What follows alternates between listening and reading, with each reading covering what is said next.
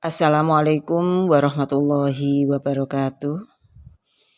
Anak-anak, jumpa kembali dengan Bu Kolib pada pembelajaran hari ini, yaitu tema 2, persatuan dalam perbedaan, subtema 1, rukun dalam perbedaan, dan pada pembelajaran yang kedua.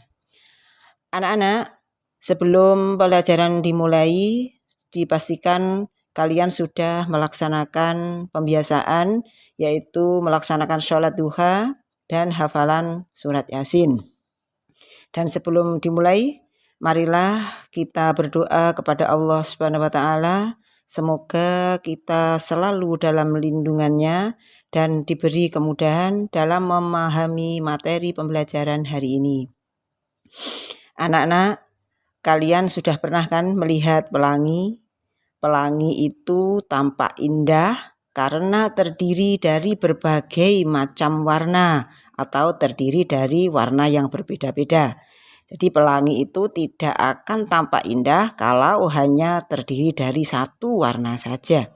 Begitu juga dengan hidup berbangsa dan bertanah air akan terasa indah jika kita hidup rukun walaupun ada berbagai macam perbedaan suku, perbedaan budaya, perbedaan bahasa, dan lain sebagainya. Anak-anak, coba amati gambar berikut. Dalam gambar tersebut tampak beberapa orang yang saling bekerja sama, walaupun mereka ada yang berambut keriting itu berkulit hitam, ada yang berkulit putih, bermata sipit. Jadi tampak perbedaan di antara mereka, tapi mereka tetap bekerja sama menyelesaikan suatu pekerjaan. Anak-anak, perbedaan yang ada di lingkungan kita tidak menghalangi persatuan. Dengan bersatu kita bisa melakukan banyak hal. Nah, anak-anak, buka LKS halaman 13 pada pembelajaran 2. Di situ ada teks bacaan yang judulnya Hidup Rukun dalam Perbedaan di Kampung Toleransi Bandung. Di bacaan tersebut diceritakan bahwa ada sebuah kampung di kota Bandung yang memiliki 3 tempat beribadah sekaligus. Jadi di kampung tersebut ada masjid, ada gereja, dan juga ada vihara. Masyarakat menyebutnya dengan sebutan kampung toleransi. Namun, walaupun warga di kampung tersebut berbeda agama, namun mereka selalu hidup rukun, saling menghargai, dan saling membantu.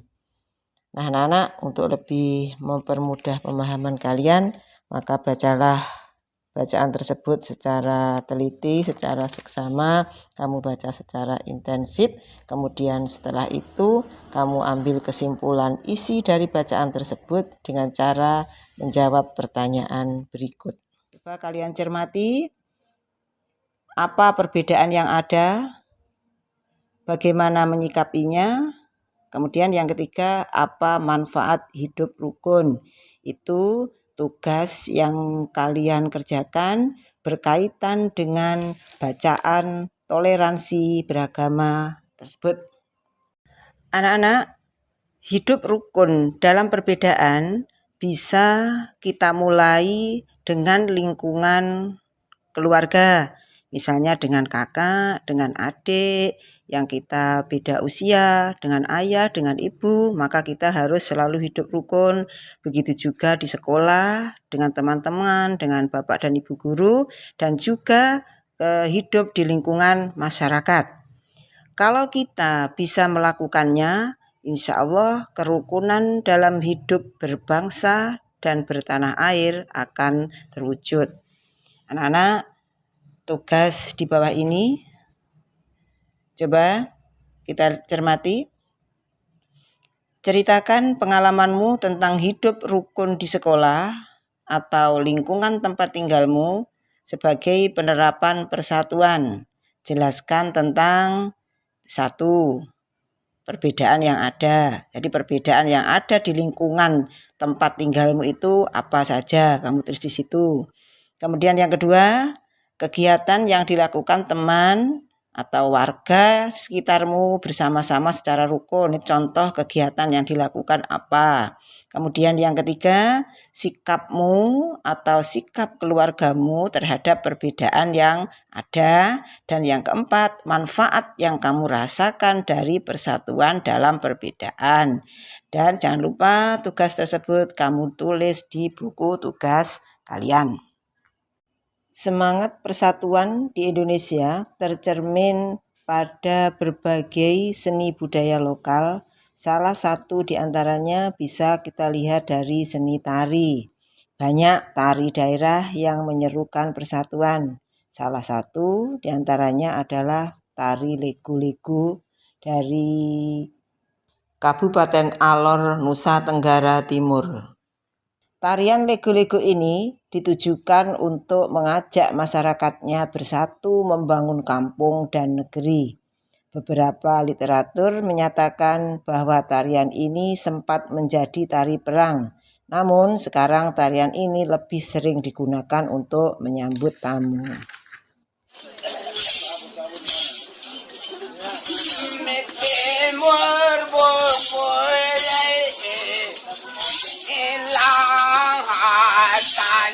Seorang penari dalam memperagakan tariannya harus memperhatikan pola lantai. Pola lantai adalah pola denah yang harus dikuasai oleh seorang penari dan berfungsi untuk membuat posisi dalam sebuah ruang gerak. Jadi, seorang penari harus memperhatikan perpindahan, pergerakan, dan pergeseran posisi saat menari. Pola lantai itu ada 3 macam. Yang pertama, pola lantai vertikal atau lurus. Dalam pola lantai ini, penari membentuk garis vertikal, yaitu garis lurus dari depan ke belakang atau sebaliknya.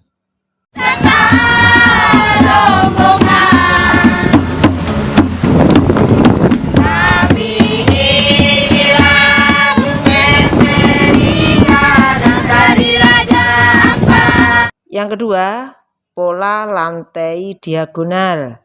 Dalam pola lantai diagonal ini, penari berbaris membentuk garis menyudut ke kanan atau ke kiri.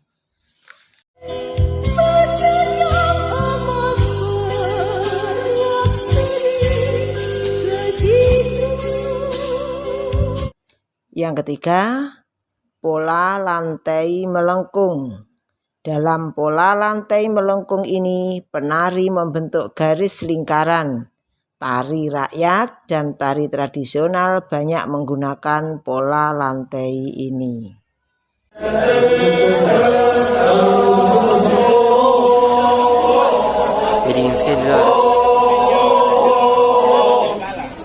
Anak-anak, dari materi yang kita pelajari hari ini dapat kita ambil kesimpulan.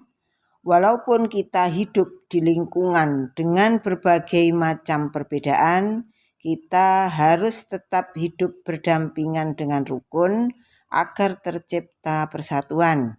Dengan adanya persatuan, maka hidup kita akan terasa tentram. Nah, anak-anak, pembelajaran hari ini kita akhiri. Dan tidak lupa Bu Kholib selalu berpesan tetap jaga kesehatan dan semangat terus dalam belajar. Saya akhiri. Assalamualaikum warahmatullahi wabarakatuh.